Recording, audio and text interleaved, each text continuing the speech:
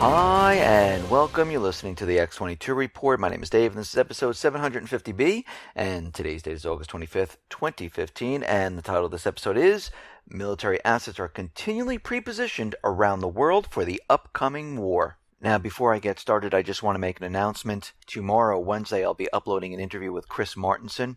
We're discussing the markets, what's been happening, what we should prepare to see when the collapse occurs. If you are on the X22Report.com email alert system, you will get an email to let you know the interview has been uploaded. If you are on the YouTube channel X22 Report Spotlight, you should get an email from YouTube. If not, you can come right over to the YouTube channel. Just type in X22 Report Spotlight, and it'll bring you to the video. If you'd like to come over to the X22Report.com site, you can see the video on the right-hand side. Let's get right into the economic collapse geopolitical news. Now, I just want to talk about political correctness. And we spoke about this before, and political correctness is really controlled speech. I mean, it sounds great when the government and the corporate media is out there saying, oh, these are bad, these hurt people's feelings, we shouldn't say these words. And as time goes on, it gets worse and worse. And they keep limiting the number of words you're allowed to use. It reminds me of the book The Giver, and if anyone's seen the movie The Giver, where they call it precision of speech, where there are certain things you can or cannot say, which is the same as political correctness. And in the University of New Hampshire, they have a guideline of recommendations to avoid using certain words, terms like American, illegal aliens, senior citizen. These are just a few examples. American, this is problematic because it assumes the U.S. is the only country inside the continents of North and South America. The guide recommends using less offensive terms like U.S. citizen or resident of the U.S. Another word, healthy. This word is problematic because it is biased against those whom we used to call handicapped. But you shouldn't use handicapped anymore either. The new preferred term is person who is wheelchair mobile. Instead of healthy, we should now say non-disabled. Poor. It is no longer PC to call someone poor. Instead, we should adopt the phrase person who lacks advantages that others have, or low economic status related to a person's education, occupation, and income. Mothering is also no longer politically correct. So when we look at this, you can see exactly what they're doing. They are taking everything America is all about, which is freedom of expression, freedom of speech, and they're trying to control it with political correctness. It's controlled speech, that's all it is.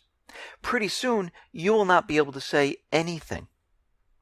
Maybe you'll even be fined if you say something wrong.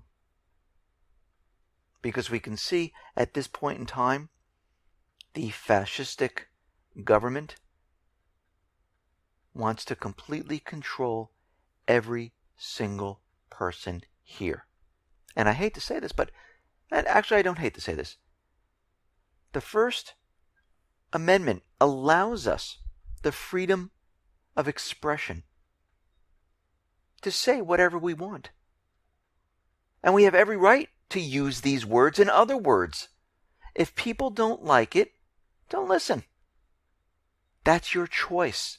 And it's my choice to use these words. That's what the First Amendment is all about. The freedom to choose. The freedom to make that choice. Just like if you're listening to something on the radio, to my report, or you're watching a TV or a movie, it's your choice to say, you know something, I don't like this. I don't like the message. I don't like it. I'm shutting it off. But they're trying to take this away from you. They're trying to convince you that this is correct. This is the right way to do it. Because we don't want to make people feel bad. You know what? People are going to feel bad. It's time that men and women start acting like men and women. Yes, your feelings are going to get hurt. Everyone doesn't get a trophy. Those people who train, those people who work, those people who have discipline, yeah, they're going to do better. And you're going to have to get used to it. If you want to do what that person's doing, then buckle down and do it. It feels like we have a generation now of people who are afraid you're going to hurt people's feelings. I'm going to make you sad. Well, you know what? Real life is really like that. And everyone needs to learn how to cope with it. And changing words is not going to help. Because all they're going to do is continually manipulate what words we use. So everyone needs to buckle down and start becoming men and women. Start standing up. Start saying, you know something? I am free. I can say whatever I want. If you don't like it, too bad. Hurts your feelings? Too bad. If you hurt my feelings, it's fine. It's time that everyone stop being such little babies. But we can see that this whole system is turning into a complete fascistic society. I mean, think about it. The economy is tanking. The people are directionless. Politics provides absolutely no answers because the government is not working for the people anymore. The militarized police have stepped up to provide a facade of law and order, and they're turning to overt violence against the citizens of the U.S., and we're seeing more and more of this. It's gotten so bad that you don't even have to be suspected of possessing drugs or anything else to be strip searched today. In the wake of the U.S. Supreme Court ruling Florence v. Burlinson, any person who is arrested and processed at a jailhouse, regardless of the severity of his or her offense, can be subjected to a strip search by police or jail officials without reasonable suspicion that the arrestee is carrying a weapon or contraband. Examples of minor infractions which have resulted in strip searches include individuals arrested for driving with a noisy muffler, driving with inoperable headlights, failing to use a turn signal, riding a bicycle without an audible bell, making an improper left turn, engaging in an anti-war demonstration. And we have to remember the Fourth Amendment to the U.S. Constitution was intended to prevent the government agents from searching individuals' person or property without a warrant and probable cause. But they're bypassing this completely. They are basically just doing whatever they want, and they're doing unwarranted government intrusion into our privacy, and they are searching without a warrant. I mean, we are developing the next generation of incapable of thinking for themselves. We're making them completely reliant on the government. The government will protect us. The government will keep us safe. The government will tell us what to say, what to eat, what to do. That's not a free society. That's a controlled society. And this is where we are headed. Why do you think the NSA is spying on everyone? Why do you think they're trying to shift this to the corporations? Because the corporations are already have access to everything you're doing. They figured this would be an easier way of doing it. Let's just have the corporations do it. And this is why every single person needs to protect themselves from this. I mean, you need to use encrypted email services. I'm sure Hillary wished she did encrypt her information instead of keeping it wide open. But you need to encrypt. You need to use maybe search pages like Start Page, which will kind of mask what you're searching, where you're searching from. You need to take your credit card, your driver's license, and we know the new driver's license will have the RFID chip. shield it so you're not tracked. You can use blockatpocket.com. They have these cases where they're interwoven with silver, copper, and other metals, which blocks the signal. You can even slip your phone into one of these cases or your iPad. It will block the radiation. It will block the signal so you cannot be tracked. But we see out in England, UN Special Rapporteur on Privacy, Joseph Kanatachi, has described Britain's oversight of surveillance as a bad joke and said the situation is worse than anything author George Orwell imagined in his novel 1984. He's saying that they have cameras all over the place, surveillance everywhere. It's worse, actually, than the United States. And this is why everyone has to take responsibility of keeping their information private, doing whatever you possibly can to make it rougher and tougher for the government to spy on you. They have no right to do so. Now, out in Bulgaria, it looks like Bulgaria is ready to stage some military drills near Macedonia, the border of, because Macedonia is seeing a huge amount of migrants moving into the country. And Bulgaria right now is saying, okay, this situation is getting out of control. And we know the U.S. government central bankers were in Macedonia trying to push some type of coup d'etat because they didn't like Macedonia going with the Turkish Stream pipeline. And now we see Bulgaria staging military drills near the Macedonia border to prevent, as a preventative measure, about what is going on there. And we're going to have to watch that situation very closely to see what is up. Now, we know that Ukraine at this point in time is mounting an offensive and is going to go for the southeastern region and Crimea. We know they cut the gas off, and now it looks like the electricity that they've been importing from Russia, basically, it has been suspended by Ukraine. And at this point, we can see they're cutting themselves off from Russia completely. They don't want to be dependent on them. We see Kiev has reorganized 22 military brigades, and they are creating 12 more. Their troops are up to 250,000. And all of these troops now are maneuvering, going to the front line here. Yatsenyuk is out there, and he's saying that Ukrainian authorities will return to Crimea, and those who seized Crimea, who sent terrorists to Donetsk and Lugansk, will be convicted by international courts and history. And I've said this before. The central bankers didn't get what they paid for. They know there's a lot of natural gas off the coast of Crimea. They know the pipelines run to Europe. This is a strategic location with a strategic port. Butts up right against Russia. And they want the entire country. We see right now that Poroshenko, Merkel, Hollande have met. And they're talking about the Minsk deal. How they're saying the Minsk has to be respected. Well, then let Kiev respect it. Of course they're talking about Russia and the southeastern people.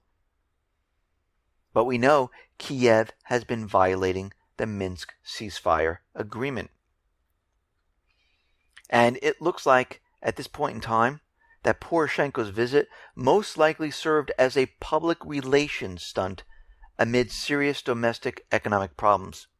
It could also mean he is seeking to gain backing for a new military operation in the eastern Ukraine region.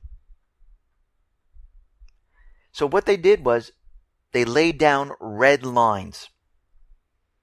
Germany, France, and Ukraine focused on red lines Russia must not cross. Now, we heard this all before when they say, if this country crosses the red line, that's it. I mean, we had Obama out there telling us if Syria crosses the red line, what will happen? We'll invade. They did this back in 2013. Of course, Putin stepped out, brokered a peace deal. But we see the United States is back in Syria, and they're still going after their goal. So we see the red line right now in Ukraine. And they're warning Russia not to cross it. So you know what's going to happen. They're going to tell everyone that Russia crossed it. And this is why we're attacking. How are they going to do this? Most likely with some type of false flag. They'll blame something on the southeastern people or Russia.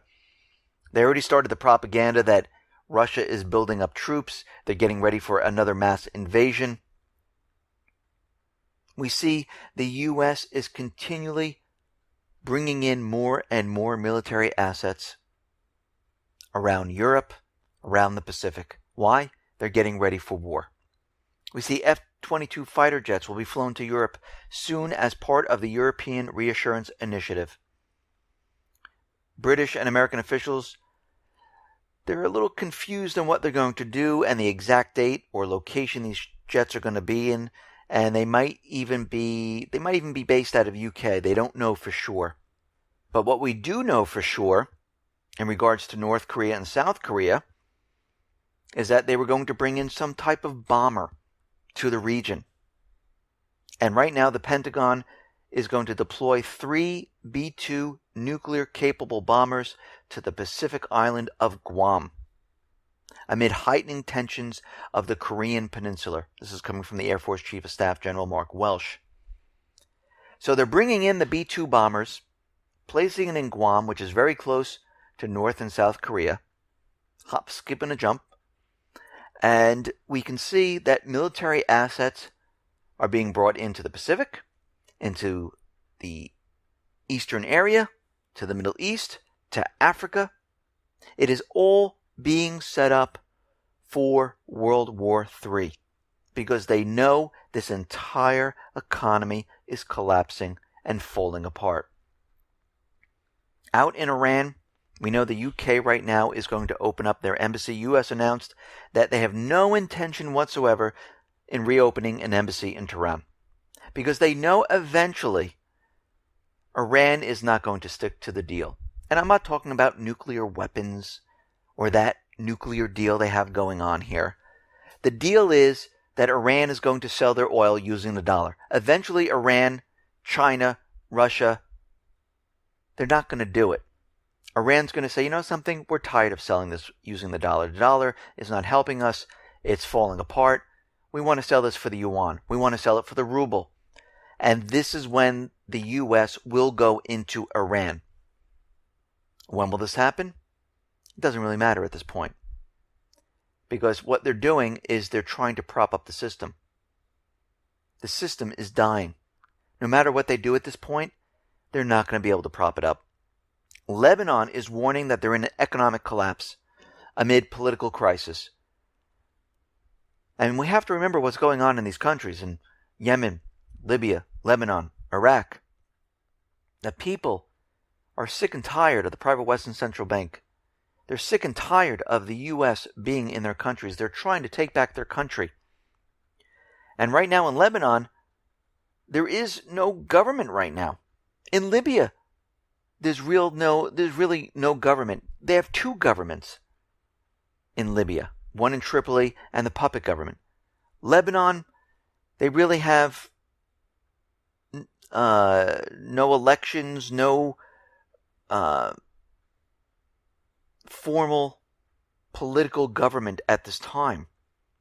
And they're saying because of what's happening here, they're unable to pay wages, and this whole thing is a complete disaster.